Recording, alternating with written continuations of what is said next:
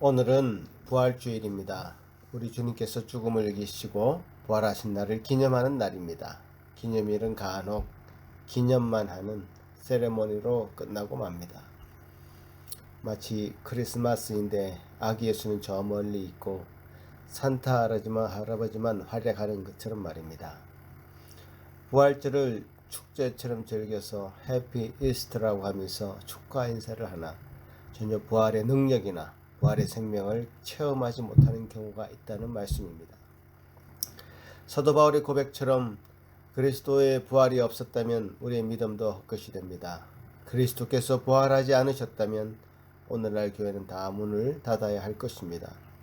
생명처럼 소중한 그리스도에 대한 부활에 대한 말씀을 통해서 부활의 능력과 생명 그리고 부활 신앙으로 나아가는 여러분들이 되시기를 바랍니다. 보통 사람들은 모든 정보를 논리적으로 생각하면서 판단하지 않습니다. 그렇게 하는 것은 너무나 많은 에너지를 사용하기 때문에 가급적 자신만의 생각의 지름길을 만들어 놓고 있습니다. 좋은 말로 생각의 지름길입니다마는 사람들은 자기가 듣고 싶은 것만 듣고 보고 싶은 것만 보는 경향을 가집니다. 그것을 확정 편향, 바이어스, 즉 고정관념이라고 하기도 합니다. 자기의 생각과 일치하는 정보에 대해서는 거봐 내 말이 맞았잖아 라고 얘기하고 자기의 생각과 일치하지 않은 정보에 대해서는 무슨 말도 안 되는 소리야 하며 반응을 하게 됩니다. 설교를 들을 때에도 우리 모두는 이런 확정 편향과 고정관념이 우리 생각을 간섭하는 경우도 많이 있습니다. 오늘 여러분 마음의 문을 활짝 여시고 믿음의 눈을 떠서 귀를 기울여 보시면 좋겠습니다. 그런 확정 편향은 우리만의 문제가 아니었고 예수님의 제자들에게도 그런 모습이 보였습니다. 사실 예수님께서는 제자들에게 여러 번 당신의 죽음과 부활에 대해서 말씀하셨습니다. 성경의 기록을 보면 마태복음 12장 39절에 악하고 엄난한 세대가 표적을 구하나 선지자 요나의 표적밖에는 보일 표적이 없느니라. 요한복음 6장 15절에 보면 나는 하늘에서 내려온 살아있는 떡이니 사람이 이 떡을 먹으면 영생하리라. 내가 줄 떡은 그 세상의 생명을 위한 내 살이니라 하시니라. 요나가 물고기 뱃속에서 사흘 동안 있었던 것 같이 당신도 사흘 동안 땅속에 있으리라는 것을 말씀하셨고 요한복음에서도 당신을 생명의 떡이라고 비유하시면서 모든 세상을 위해서 죽으실 것을 말씀하셨습니다.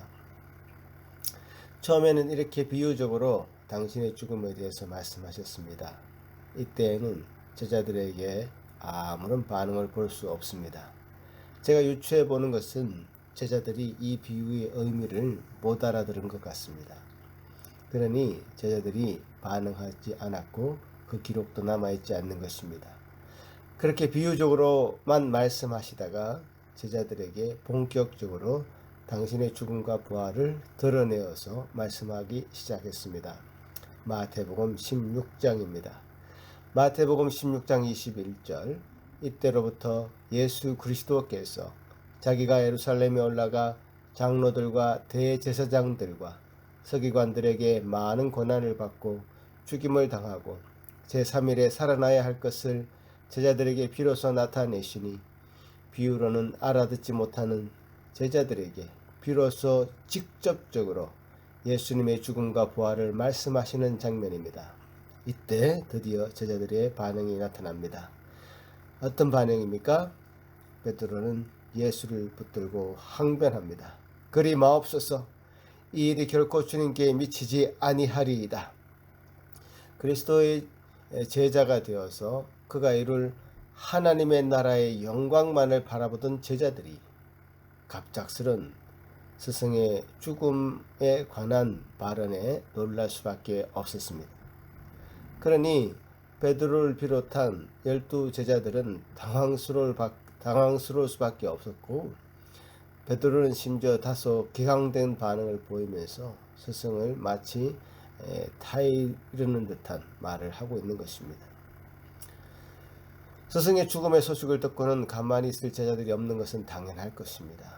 그러나 이런 베드로의 행동에 대해서 예수님은 아주 단호한 태도를 보이십니다. 베드로를 향해서 사단아 물러가라. 너는 나를 넘어지게 하는 자로다. 내가 하나님의 일을 생각하지 아니하고 도리어 사람의 일을 생각하는도다 하시고, 베드로를 아예 사단의 도구로 취급하면서 매우 호되게 야단을 치는 것입니다. 예수님의 반응이 매우 의외인 것처럼 여겨지는 것은 16장의 앞부분을 보면 베드로가 엄청난 신앙의 고백을 합니다.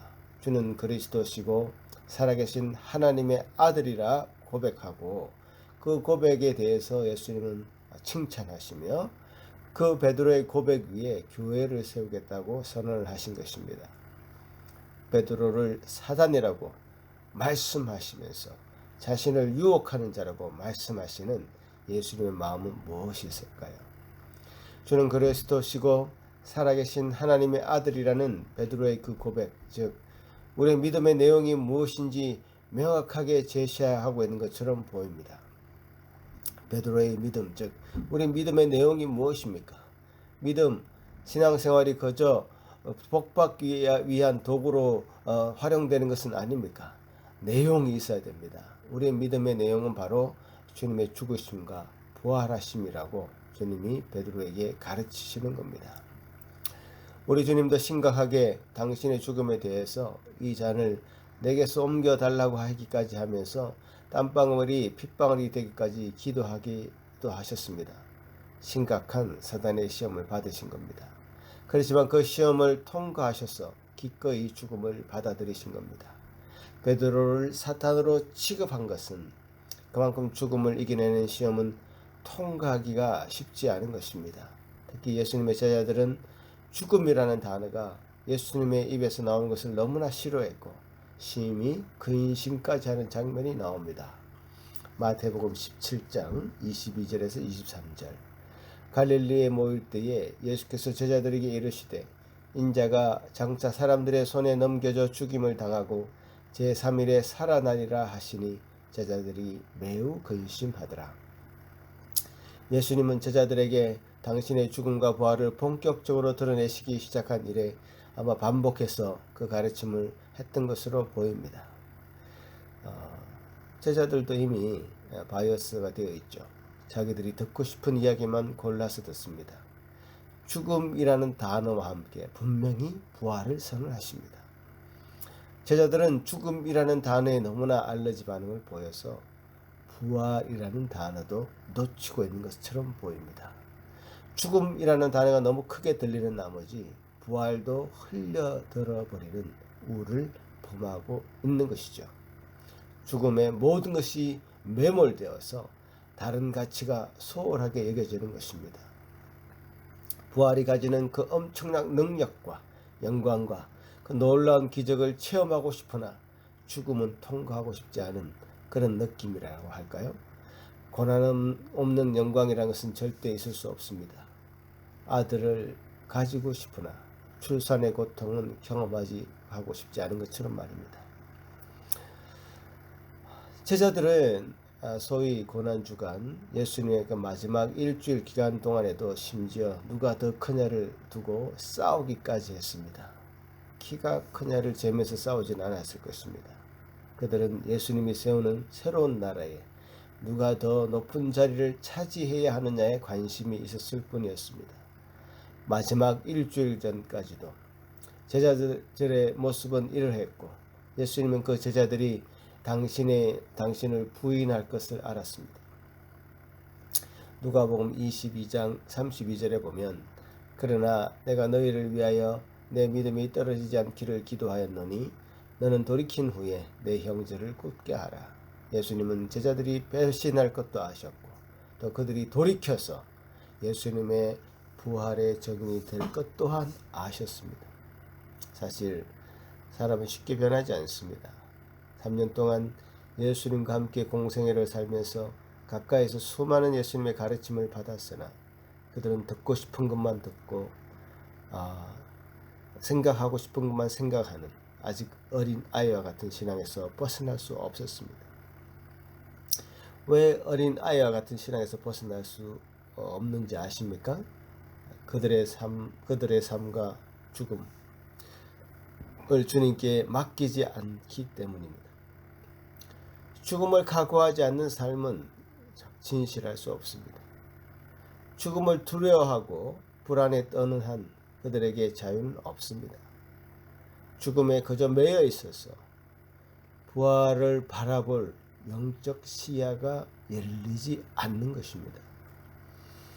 제자들이 서로 누가 크냐 하는 다툼이 일어났던 그날이 지나고 예수님은 대제사장의 무리들에 의해서 잡히고 맙니다.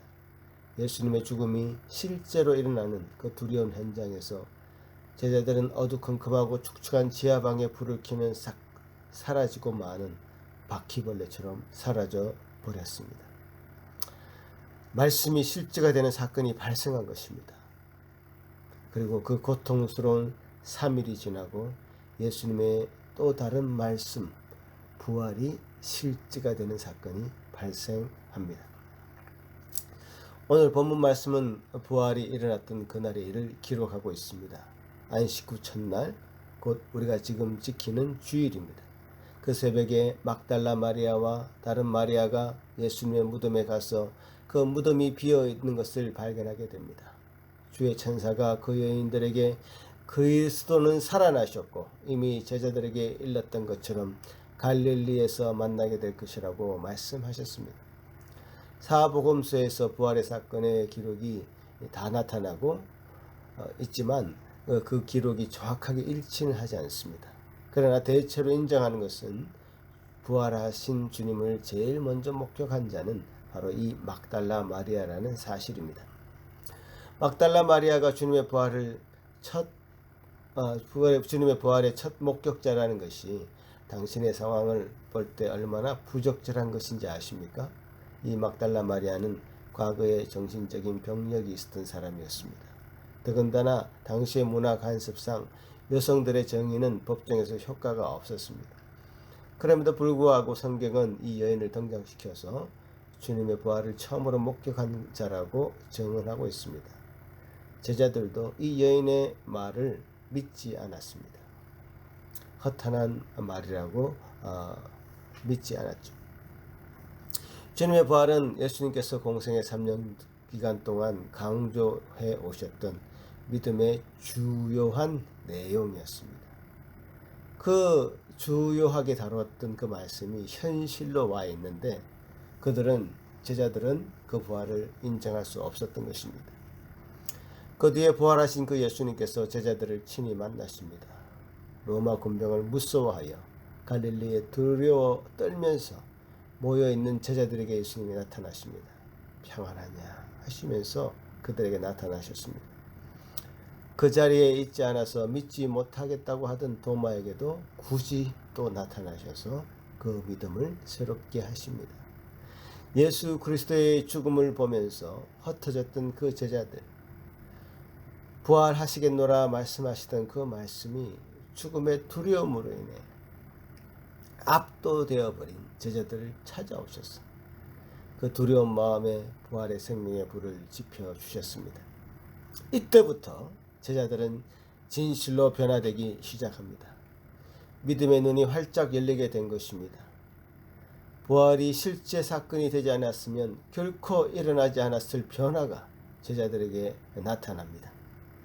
사도행전 2장에서 베드로는 대중들에게 예수 그리스도의 부활을 직접 목격한 자로서 설교를 합니다. 사도행전 2장 31절 미리 번거로 그리스도의 부활을 말하되 그가 음부에 버림이 되지 않고 그의 육신이 썩음을 당하지 아니하시리라 하더니 베드로는 예수님이 잡히실 때 그를 3번이나 부인한 자 아니었습니까? 그가 이제 예수님의 부활의 정인의 삶을 살게 됩니다. 감옥에 갇히거나 매질을 당하거나 심지어 죽는다 하더라도 이제 부활을 눈으로 직접 목격한 자들, 그들에게는 전혀 죽음이라는 것이 두려움으로 다가오지 않았습니다. 결국 베드로는 순교당하여 죽음에 이르기까지 부활의 정인의 삶을 살게 됩니다. 예수를 팔아서 돈을 챙긴 가룟 유다를 제외하고는 11명의 예수님의 제자들이 자기의 목숨을 전혀 돌보지 않고 부활의 정인이 되어서 남은 생애를 살아가게 되었고, 그 부활의 신앙은 지금 우리에게까지 전해져 내려오고 있는 것입니다. 예수 믿는 자들을 잡아 가두던 일을 앞장섰던 사울이라는 자는 부활하신 예수님을 직접 만나게 됩니다. 그는 180도 변화하게 됩니다. 이름도 사도 바울로 바꿉니다. 이제 그는 부활의 정인이 되어서 그리스도의 죽음과 부활을 정언하는 일에 그의 생애를 독신으로 살면서 헌신하게 됩니다. 부활의 역사적 사실에 대해서 세상 사람들은 돈으로 군인들을 사서 제자들이 시신을 훔쳐놓고 부활한 것으로 조장하는 것이라는 거짓말을 퍼뜨리게 하는 것으로 대처할 수밖에 없었습니다. 이렇게 가짜뉴스는요, 2000년 전부터 있어 왔습니다. 가짜뉴스에 속지 마십시오. 다윗의 진화론으로 대표되는 신앙에 대한 과학적 도전이 또한 세상이 취할 수 있는 강력한 무기인 것 같습니다. 부활이 과학적 사실로 증명할 수 없다는 것에 현대인들은 관심을 가지는 것 같습니다. 누구도 부활을 과학적 사실로 증명할 수 없습니다. 우리는 그렇게 하지 않습니다. 단지 우리는 그 부활을 직접 목격한 자들의 증언과 그들로부터 전해 내려오는 그 신앙의 유산으로 우리는 주님의 부활을 믿고 받아들이는 것입니다. 이 부활의 불꽃은 꺼지지 않는 등불과도 같습니다. 지난 2000년 동안 이 부활의 신앙은 지금까지 한 번도 꺼지지 않고 타올랐습니다. 큰 불꽃이었을 때도 있었고 초롱불처럼 작아졌을 때도 있었지만 그 불꽃은 지금까지 꺼지지 않았고 앞으로 영원히 꺼지지 않고 더 활활 타오를 것입니다. 부활은 죽음을 극복합니다. 부활은 죽음을 이깁니다. 부활은 죽음에 매몰되었던 제자들의 삶을 실제적으로 변화시켰듯이 부활신앙을 가진 신자들의 삶을 변화시킵니다. 형식적인 종교생활을 하던 자들이 실제 자신의 삶 속에 부활의 생명이 넘쳐나는 것을 발견하게 됩니다. 다시 한번 생각해 보시기 바랍니다. 여러분의 경험에 한정되어 있던 지식과 일치하면 그것이 참입니까? 아닙니다. 우리가 볼 수 있는 것은 너무나 제한되어 있습니다. 그래서 예수님의 제자들도 처음에는 주님의 죽음과 부활을 받아들일 수 없었습니다. 그런 제자들은 예수님께서는 그런 제자들을 너무 잘 알고 계셔서 그들이 부활의 신앙으로 굳건하게 설 때까지 기다리셨습니다. 마찬가지입니다. 하나님은 우리를 너무 잘 알고 계십니다. 그래서 기다립니다. 하나님의 말씀은 살아있고 활력이 있어 자와의 낯은 어떤 검보다도 예리합니다. 혼과 영과 관절과 고수를 찔러 쪼개며 또 마음의 생각과 뜻을 판단하십니다. 그 말씀이 하늘에 떠있는 새벽별처럼 초롱초롱 빛나게 될 때가 올 것입니다. 그때까지 우리 주님은 우리를 기다리십니다. 더 이상 죽음이라는 것에 포커스하지 않게 됩니다. 죽음과 부활이라는 단어를 연결해 놓았을 때 처음에 제자들은 죽음이라는 그 단어가 너무 크게 보여서 뒷글자가 보이지 않았습니다. 가려져 있었습니다. 그러나 이제는 죽음과 부활이라는 단어에서 부활이라는 단어가 훨씬 더 크게 보이게 된 것입니다. 죽음이 더 이상 그들에게 영향력을 끼치지 못하게 된 것입니다. 우리 신자들도요, 죽음이 더 이상 영향력을 끼치지 못하는 삶을 살아야 됩니다. 그것이 바로 부활신앙입니다. 이 부활신앙은 그리스도의 부활에서 멈추는 것이 아닙니다. 그리스도는 부활의 첫 열매이시고 우리 모두가 그리스도처럼 부활하게 된다는 것입니다. 죽음이 아무리 우리를 위협한다 해도 우리가 전혀 두려워할 필요가 없게 된 것입니다. 그날에는 우리가 지금과 전혀 다른 부활의 몸을 입게 됩니다. 그 소망이 우리를 사로잡습니다. 그 소망 가운데 우리 모두가 살아가시기를 부탁드립니다. 감사합니다.